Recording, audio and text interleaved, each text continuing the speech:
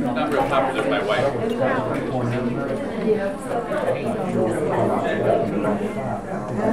Well, that's okay.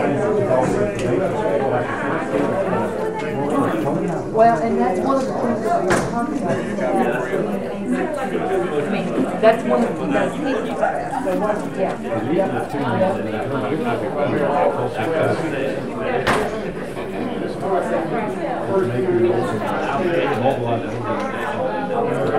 Good morning. Good morning. Make sure you answer that question first. For those who I have not seen this morning, good morning. I'm glad that you're here. Glad that you made it to the fog, and glad that we've had a very interesting, thought-provoking first session. We now are moving into personal oral history viewpoints of what Jim has mentioned to us earlier today. As we did in the first workshop when we had the gentleman from Southern Miss come and talk about oral histories, as we saw in the second workshop dealing with Governor Winter and Constantine Slaughter Harvey and Marty Wiseman, this year we are really trying to bring in individuals who lived through this period, who this period truly changed and affected their lives, and have them interact with us with questions, comments, perceptions, so that we can grow and learn from them. This morning we have Jackie Martin, a resident of Macomb, who was part of the Bergen Walkout, who has worked tirelessly in making sure that Macomb does not forget its history. We have Dr. Ralph Brock, a leading physician in Macomb during that time, who was very active in the civic and the professional groups of our city. So between the two of them, they're going to share with you their insight, their viewpoint, and then they're going to open up for questions to allow each one of you to maybe get an insight from them about how it really was and some of the difficulties and positives that they saw during that time. And I'll turn it over to, I think, Jackie's going to begin for us this morning. Thank y'all both for coming.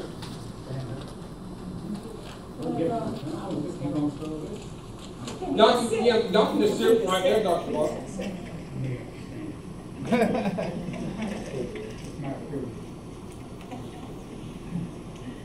Good morning. Good morning. I'm Jacqueline Bird-Martin, and I grew up here in Macomb, and during the 50s and 60s and etc.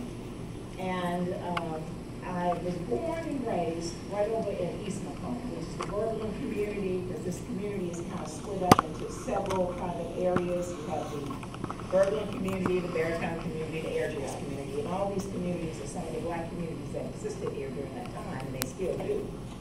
But the Bergen community was named after someone who had a lumber company, a Swedish person who had a lumber company in that area. And so that community came up from that. Over in the community that I grew up in, and I want to share that with you first, is it was a community that basically had competency, you could say. because we knew in that community that we had nobody else to depend on. We couldn't depend on a political machine. We couldn't depend on anything else here because everything was very segregated. Our school was there that we went to and everything. So I grew up in what you would really term as a true community because all of these people in this community depended on each other. So if the neighbor ate, then this person ate, you know what I mean? So everybody they grew food. If they didn't grow food in that community, they had other people that was outside that community that did grow food and bring it into that community. So the mindset of the children that grew up in that community was that we could do anything. We could become anything because all of the assets of the community was at our disposal. And to give you an example, we weren't allowed to go to the library because the library was segregated. So the people in this community didn't buy the same books for the kids in this community. These parents discussed what books they were going to buy, so everybody bought different books, so all the kids in the community was exposed to all of that. You know, the books, the magazines, and everything. I can remember one family got a television in that community. We weren't allowed to watch other stuff on television, but news stuff or whatever we were. Everybody shared that. And so now when I look back on that, that's something that don't exist today. And it really shaped all of us who grew up in that community. Because we understood that we were supposed to go to college, or if we didn't, we knew that we were gonna have to take care of ourselves. And we in turn had dinner table discussions about our history. So we grew up knowing our history, and we were familiar with what was happening around the world because every day you discussed current events. You discussed what was going on. You read Ebony Jet and all the magazines to know what was going on in time, whatever magazines that were available, so you knew what was going on around the country. So those things were very good for us in that community, you know, even though it was segregated and all of that, you know what I mean, but we were really very self-contained in that community. We had stores in our community. All the children in that area, and now when we get together as adults, we can talk about this and have really a fine time doing so. We walked to school. And so that meant that every single person in that community knew me, knew my parents, had the same values that my parents had. So when report card time came, then when I got my report card, I had to pass by all of these people. And then every house would stop and say, let me see that report card, girl, because I know you've made us proud.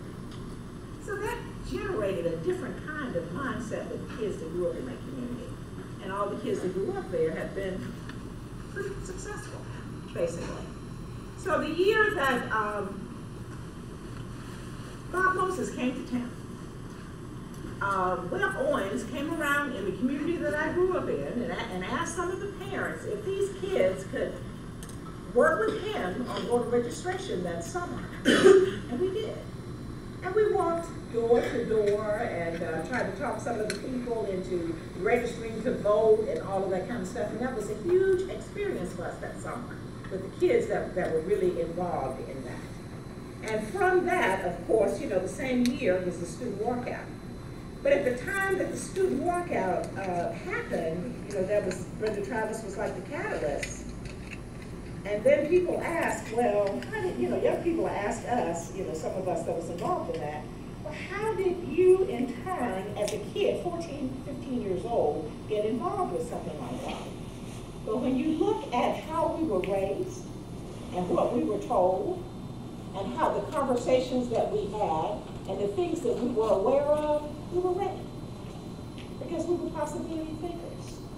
And we knew that whatever happened in our lives, if it was going to be any kind of change for us to become these people that we had been told basically that we could become, change was going to have to happen. And so because we knew our history, we were ready for that. And that made all the difference in the world. So after that time, you know, after the walkout and that happened, and of course we were, supposedly the principal told us that we had to sign a form about civil disobedience, that we would never participate in anything like that again. But later, of course, there's been a different view on that. But I ended up going to Campbell College. Campbell took these students in, and that was basically sort of the demise of that school. It used to be in Jackson, across the street from Jackson State on Lynch Street. So these students went to that school, which was a high school through junior college. So a lot of the students that were there that were like seniors and so forth, of course they connected with those students from Toulouse, who were very active. And other groups that was in that community, and then there was some that even participated in some of the freedom rides that existed, some of the seniors that were there that year. So when I had an opportunity during that period of time to travel to New York, as a matter of fact, and met Senator Javits. We went through Georgia and met Julian Bond and all the people there that was involved. And Diane Bevel was the person that was traveling with me as I was a kid, so she was the adult and one of the people from SNCC. And we went there to tell the story of what was actually going on in Macomb and all of the things that were happening here. Because we didn't believe that that story was getting out of that community. And you heard Jim say when, had Freedom Summer of '64, that story was really getting out of the community as much as it should have. And so that was an interesting experience to meet all the civil rights people that were involved in SCLC and et cetera when we went through and stayed in Atlanta for some days, and then we went on there to New York City. But that experience, truly, truly shaped me. And how it shaped me was that the people that was in school that did not in turn participate in the walkout, okay? They in turn felt pressure from the kids who did. So it was all, so when we came back to school in Berlin the next year, after that, then it was almost like not really a competition, but it's like if you've done something, and then you in turn, I have a new phone and I don't know how to do all the stuff that I need to do to it. I got this new phone, you know what I'm talking about. I got this new phone because my granddaughter told me, Grand, you need to get a new phone so we can do FaceTime. And I said, oh yeah, okay. But at any rate,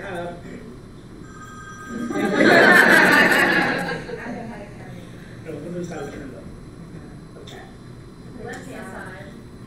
Oh, yeah, it's right there. okay. All right. So you got it? Okay. But at any rate, so I hardly ever receive calls on it. So I didn't know how to do that.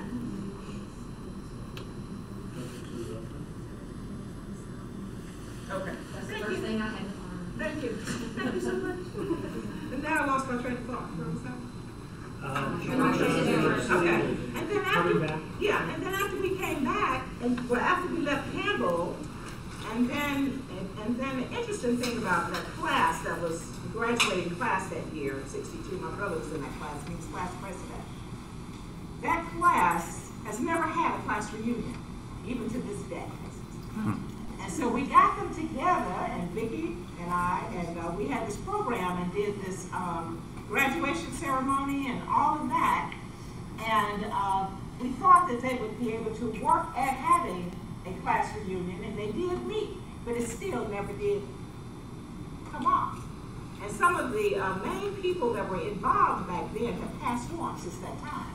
Because Carolyn Quinn was in that class, Carolyn Quinn, Breckenridge, Aline Quinn's daughter, and Johnny Wiltshire, who was in the house when Aline Quinn's house was bombed, babysitting the kids. She's passed since then. So you've had some of the people that were involved, to pass on since then. But as I said, it shaped me to the degree that I've always wanted to well, I was taught to do the right thing, but I've always wanted to be a person who in turn, just equity, okay, just what is right and fair for everybody. So I lived away from here for some years, but I came back to Macomb, and when I came back to Macomb, I went to work I worked at a bank for a year. That's just what banking was for me. so I went to work for the city of Macomb.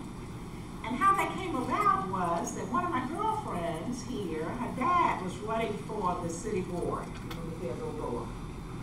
And so we all got involved in his campaign and went door to door. We did telephone deals. We did everything to get elected. So when a position came available at the city of Macomb, I did apply for it because prior to that, I had worked at the telephone company in New York and I had worked at the telephone company here in Macomb. And they were moving all of their jobs to Jackson. And I was in the process of growing a son. I don't say raising, I was growing a son.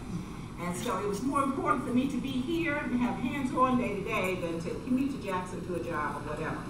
So I took the job at the city of Macomb, and it was different going into that nonprofit arena, and then it was just different. So I was there, and I thought, I said, this is just terrible. I don't know if I can survive this. Was basically my attitude about it. And we had a mayor, the mayor that came into office at that time, Luke James. And he said to me, Mayor James, he says, "Oh, Ms. Martin, I think you look like you're going for an interview," which I was that day. And he says, "Well, we want you to stay, because things are going to be different here." And so the board prior to him had decided to hire a city administrator. And his board was responsible for hiring that person. And so I told him, I said, "Well, I'll consider that." He said, "Well, stay, because some things will be changed or whatever."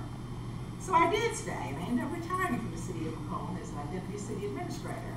And so that was just an interesting trajectory itself, working there and trying to make changes and putting things in place, and just being in a small town and in a position and interacting with both communities, the black community and the white community, and just having that constant interaction and dealing with people. So that was just an interesting dynamic itself.